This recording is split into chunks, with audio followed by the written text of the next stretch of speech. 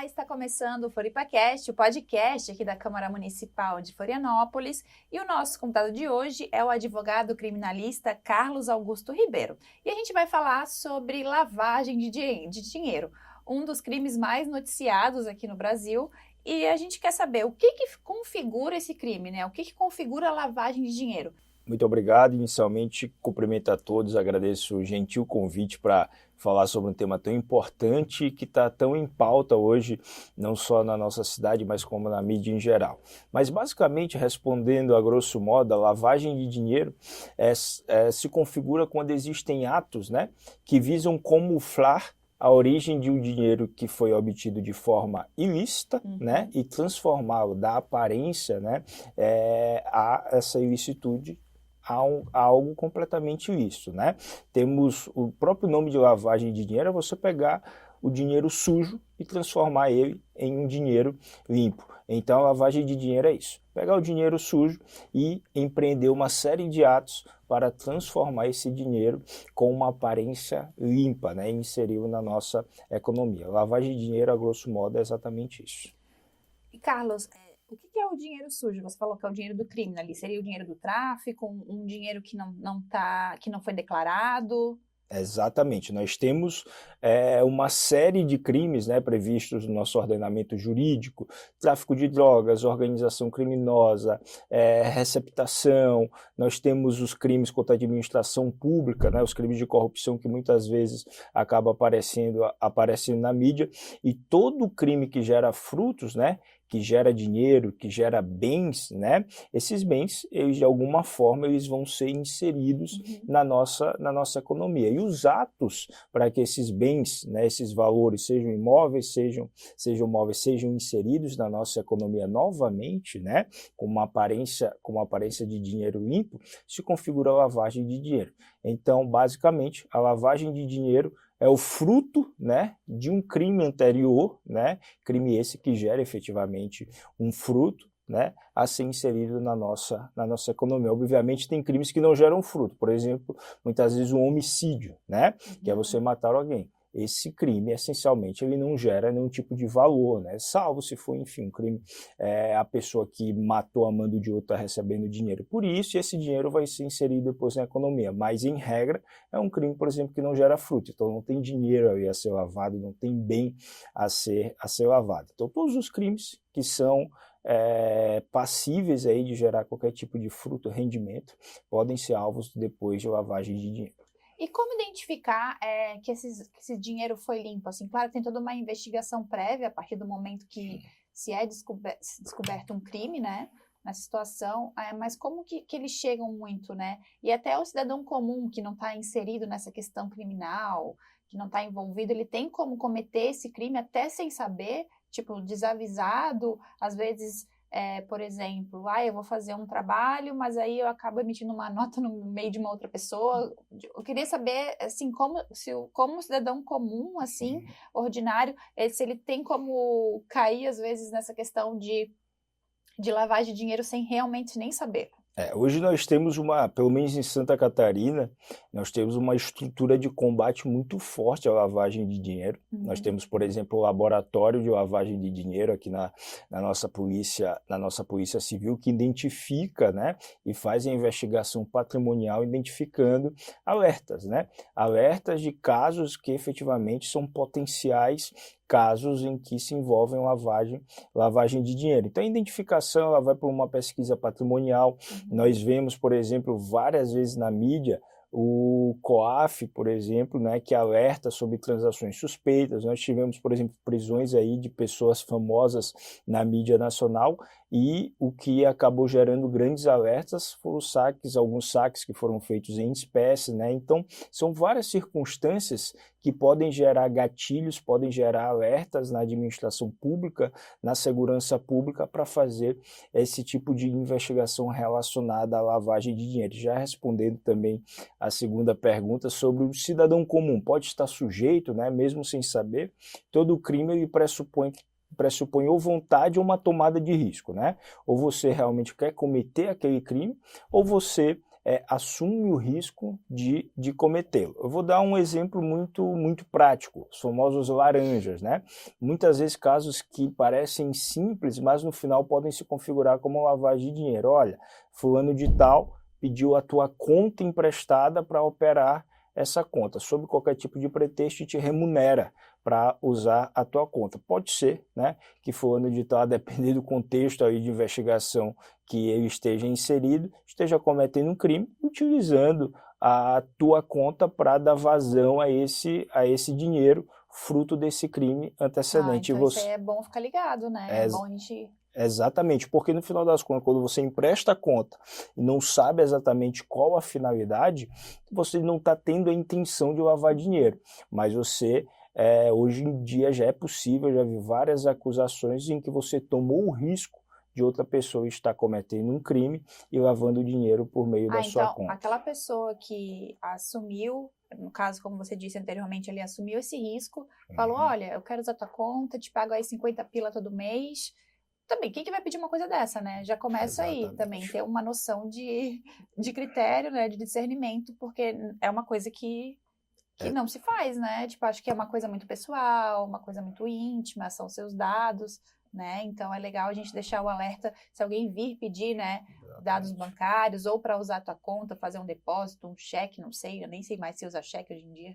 Exatamente, e são muitos casos, né, envolvendo esse tipo de transação em que pessoas até mesmo um pouco mais humildes acabam sendo inseridas nesse contexto de lavagem de dinheiro, justamente por não ter essa informação e, sobretudo, não fazer essa avaliação de riscos que muitas vezes é necessário, né?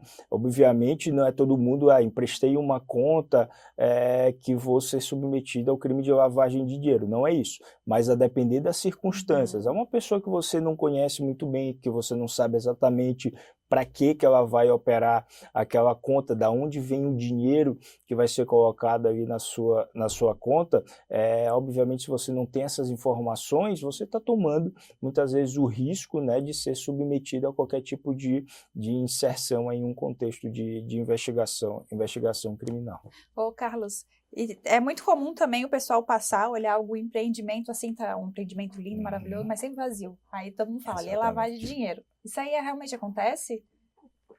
Uma das formas, né, não existem regras de como você lava dinheiro. Tem várias séries na Netflix e em vários outros aplicativos de vídeo que mostram ali, né, como se lava dinheiro, quais são as formas mais usuais de se lavar dinheiro, mas não existe uma regra, né? Qualquer transação e qualquer forma de você afastar o dinheiro, afastar esse dinheiro que foi inserido na economia da sua origem, que é uma origem criminosa, pode sim configurar lavagem de dinheiro. Muitas vezes se utilizam de lojas de fachada, né, e acabam, mesmo que a loja não venda efetivamente nada, mas se mexe na contabilidade para mostrar que aquela loja tem giro e tem vazão. Então por isso que às vezes associam uma loja, poxa, aquela loja ali está sempre vazia, né? Mas você vai ver, por exemplo, dentro da contabilidade dela, parece que ela tem um giro imenso, e isso pode efetivamente ser enquadrado, a depender, obviamente, de uma investigação e por aí vai, no crime de lavagem de dinheiro. No ramo imobiliário, né, nós temos aqui o litoral catarinense, que tem um boom imobiliário muito grande, é um setor muito propenso hoje, né, se não for tomadas as precauções devidas a existir efetivamente lavagem de dinheiro. Nós temos, por exemplo, o que estourou as casas de apostas, né? Tivemos um caso recente envolvendo alguns famosos em que, supostamente, a casa de apostas era utilizada como mecanismo de lavagem de dinheiro de valores oriundos do jogo do bicho, né?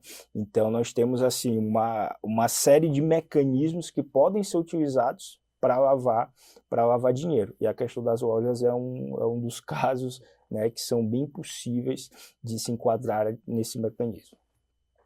E o jogo do bicho acontece, né? Acontece.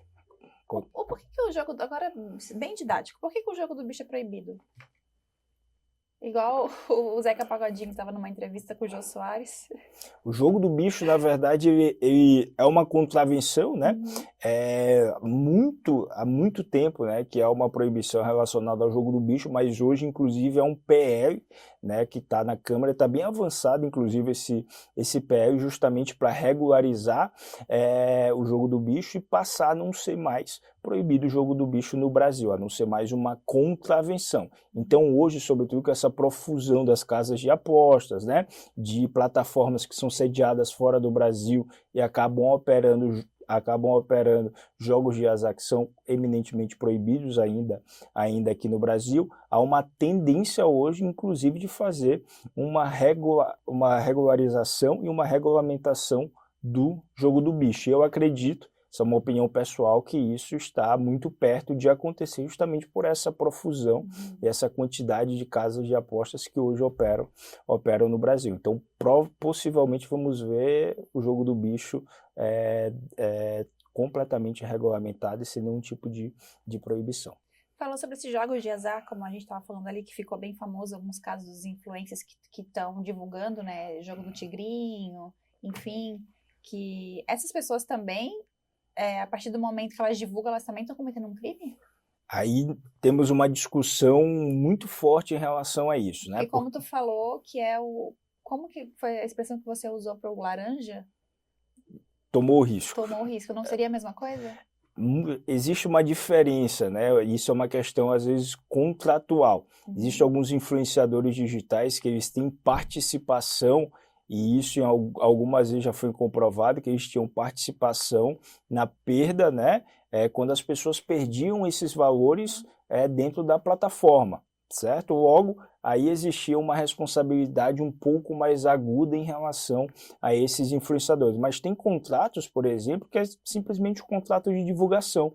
Aquela pessoa ela não tem nenhuma responsabilidade, né, e muito menos nenhuma fatia sobre aquela empresa ali que está operando. Então, para a gente definir, né, a responsabilidade desses influenciadores, também passa por uma análise não apenas criminal, mas também uma análise contratual. Nós temos, por exemplo, cantores, enfim, que são não acionistas, mas são sócios aí de algumas casas de aposta. Eles vão ter responsabilidade sim por algumas questões aí que são operadas dentro da casa de aposta, né? Mas tem também alguns influenciadores que têm um mero contrato de divulgação, que é como se fosse um contrato de propaganda aí, e eles acabam não tendo responsabilidade sobre aquilo. Mas também tem outros influenciadores que têm, e isso já foi exposto à exaustão, contratos, né, que a cada valor perdido aí pela população advindo da indicação daquele influenciador, ele ganhava em cima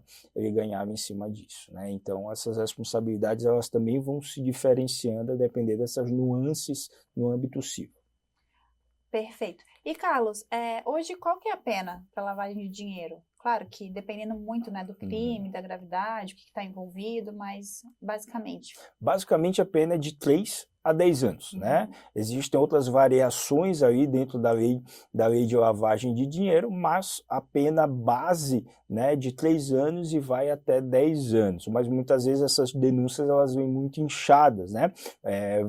Acabam colocando vários atos aí de lavagem de dinheiro e muitas vezes pode ter uma variação muito grande aí, caso a pessoa seja condenada.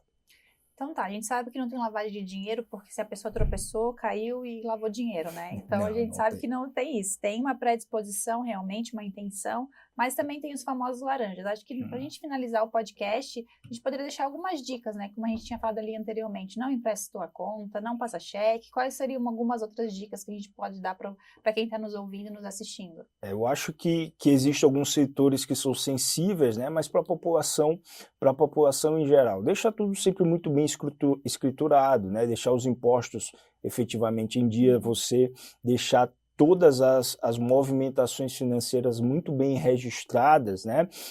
Tentar ao máximo não sonegar nenhum tipo de informação que pode complicá-lo lá na frente, sobretudo não tomar riscos completamente desnecessários, né?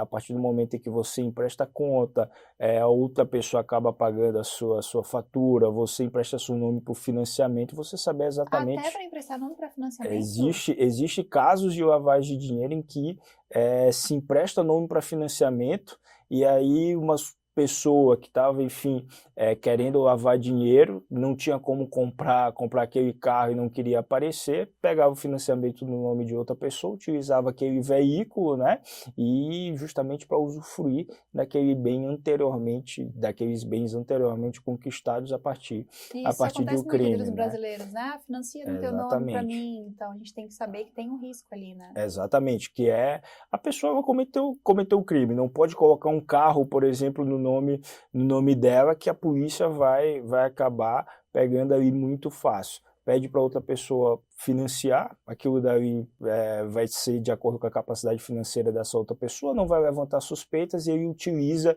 aquele bem que ele queria e acaba pagando esse financiamento sem que ninguém saiba que é ele que está pagando. Essa é uma das formas até clássicas. Também é. Essa é uma das formas clássicas. Isso acontece muito.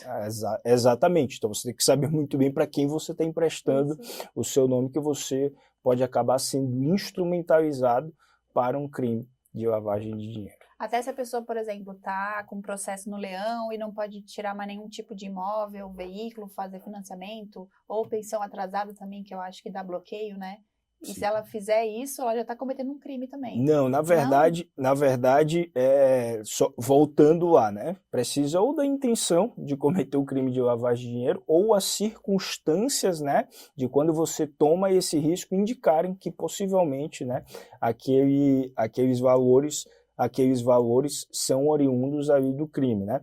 Existe uma teoria que é basicamente você ficar cego para todas as circunstâncias. Isso foi utilizado lá atrás, por exemplo, no caso do mensalão, que efetivamente os superiores ficaram cegos para aquilo que os subordinados estavam fazendo e preferiram tomar o risco daquilo dali efetivamente ser ou não ali crime. Então é basicamente isso. Se você vê circunstâncias muito suspeitas e mesmo assim você se envolve nessas circunstâncias e lá na frente isso realmente acabar configurando o crime, você pode estar aí envolvido em uma investigação, em um caso de lavagem de dinheiro. Então é sempre isso, a intenção ou a tomada de risco mesmo diante dessas circunstâncias suspeitas. Carlos, muito obrigada pela sua presença. Acho que foi muito bem esclarecido o assunto. E para o pessoal ficar ligado também, é bom a gente trazer essas pautas, falar sobre, né? E inclusive é um dos crimes mais noticiados, a gente vê todos os dias nos jornais. E é isso. Muito obrigada novamente pela presença. Eu que agradeço. Agradeço o convite e estou sempre à disposição. Perfeito. Um beijo, o FloripaCast fica por aqui. Tchau, tchau e até mais.